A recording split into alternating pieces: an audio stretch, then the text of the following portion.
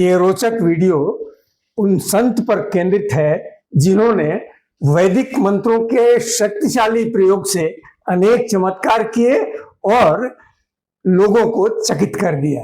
नमस्कार, मैं हूं विनय बिहारी सिंह। मेरे YouTube channel tea break with Vinay Bihari Singh पर आपका बहुत बहुत स्वागत है। वैदिक मंत्र कितने शक्तिशाली होते हैं ये प्राचीन काल से अनेक संतों ने बताया है। हम लोग कितने भाग्यशाली हैं कि हमें 4 वेद मिले हैं और उनके अद्भुत मंत्र मिले हैं। आप में से बहुत सारे लोग जानते होंगे कि गायत्री मंत्र ऋग्वेद से आया है।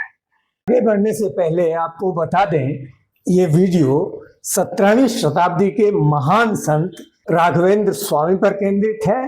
तो आइए चलते हैं और इस वीडियो में क्या क्या चमत्कार हुए हैं उनको देखते हैं। एक बार राघवेंद्र स्वामी एक गांव से गुजर रहे थे। उस गांव में एक ऐसा नास्तिक रहता था और बहुत प्रभावशाली था और एक पेड़ की सूखी टहनी लेकर बैठा रहता था और कहता था कि सूखी टहनी को जो संत हरा कर देगा उसके बाद मैं विश्वास करने लगूंगा कि ईश्वर का अस्तित्व है, यानी भगवान है।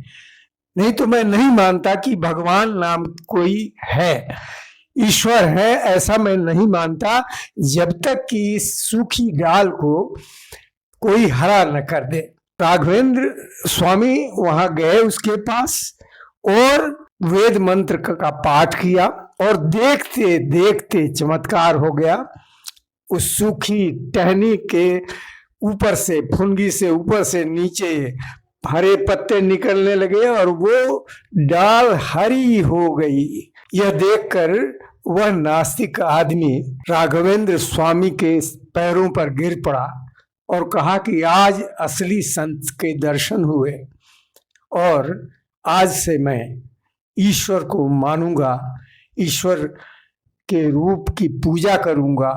और राघवेंद्र स्वामी से कहा कि आप मुझे अपना शिष्य बना लीजिए। अगली घटना है, एक बार की बात है कि राघवेंद्र स्वामी तंजावुर में ठहरे थे। तो वहां के राजा ने सुना कि राघवेंद्र स्वामी जैसे महान योगी, महान संत यहाँ आए हुए हैं।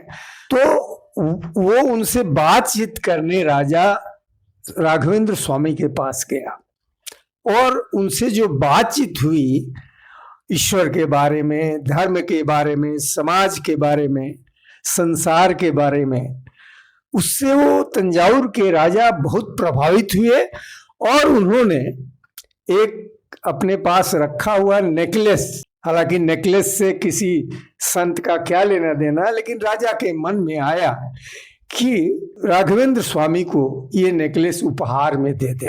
तो राघवेंद्र स्वामी को नेकलेस देने गए। सामने आग जल रही थी जिसमें वो अभी अभी हवन करके बैठे थे। आग अभी जल ही रही थी। तंजावुर के राजा ने नेकलेस सौंपा उनको। राघवेंद्र स्वामी ने थोड़ी देर तक उस नेकलेस को देखा और फिर आग में फेंक दी। तो तंजावुर के राजा बहुत ही नाराज हुए, बहुत ही क्रोधित हुए। उन्होंने कहा कि मैंने इतने प्रेम से आपको वो नेकलेस दिया और आपने उसको आग में फेंक दिया। और इस तरह बातचीत करते हुए 15 मिनट हो गए और आग धधक रही थी।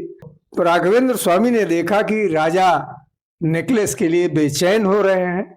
उन्होंने आग में हाथ डाला और नेकलेस निकाल लिया।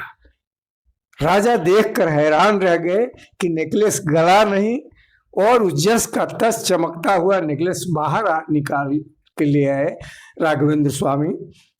तब उनको अपनी गलती, राजा को अपनी गलती का एहसास हुआ और वो राघवेंद्र स्वामी के पैर पर गिर पड़े, क्षमा मांगी और कहा कि मुझे अपना शिष्य बना लीजिए। एक और घटना है, एक गांव में एक बहुत ही प्रसिद्ध मंदिर में राघवेंद्र स्वामी ठहरे हुए थे। उन्होंने देखा कि थोड़ी लाइन लगी हुई है वहां मंदिर में जल चढ़ाने के लिए लोग दूर दूर से जल लेके आए थे, क्योंकि मंदिर के आसपास कोई जल का स्थान नहीं था।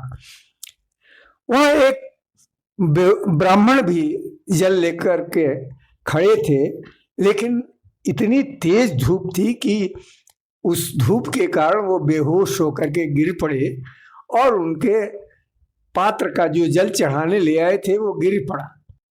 राघवेंद्र स्वामी ने वहीं पर वेद मंत्रों की शक्ति से जल प्रकट किया और वहां जल बहने लगा और हमेशा के लिए वो जल अस्थाई रूप से वहां उपलब्ध हो गया और लोग अब वहीं से जल लेकर के मंदिर में चढ़ाने लगे। उस जल को लेकर के उस बेहोश ब्राह्मण के चेहरे पर छिड़का, उनको होश आया ब्राह्मण को, तो उन्होंने उन्हें वही जल पिलाया और उसको जल को पी करके उनके शरीर में ताजगी आई और वो स्वस्थ हो गए और उन्होंने मंदिर में जा करके बहुत विधिवत पूजा की और आनंद से घर वापस गए। राघवेंद्र स्वामी जी के पास जो लोग दुख विपत्ति और परेशानी, गरीबी या अन्य तरह के संकटों को लेकर के आते थे, उनके लिए वो अग्नि सूक्त और वरुण सूक्त का प्रयोग करते थे। अग्नि सूक्त का प्रयोग बाधा, विपत्ति, रोग, ऋण और अनेक प्रकार की समस्याओं को जलाकर राख कर देने के लिए माना जाता है और तमाम तरह की और भी असुविधाओं को नष्ट करता है। वरुण सूक्त दिमाग को ईश्वर की दिशा में ले जाता है और आध्यात्मिक अग्नि को और प्रज्वलित कर देता है। वरुण सूक्त आपके पूरे मस्तिष्क को सही दिशा में ले जाने और उच्च कोटि का मस्तिष्क बनाने के लिए प्रयोग किया जाता है और उससे व्यक्ति बुद्धि में तेज हो जाता है। अंतिम समय में उन्होंने तुंगभद्रा नदी के किनारे आंध्र प्रदेश में मंत्रालयम की स्थापना की और वहीं पर राघवेंद्र स्वामी मठ नाम से वो जगह प्रसिद्ध हुई और वो तीर्थ स्थल बन गया। आज भी वो तीर्थ स्थल है आंध्र प्रदेश में।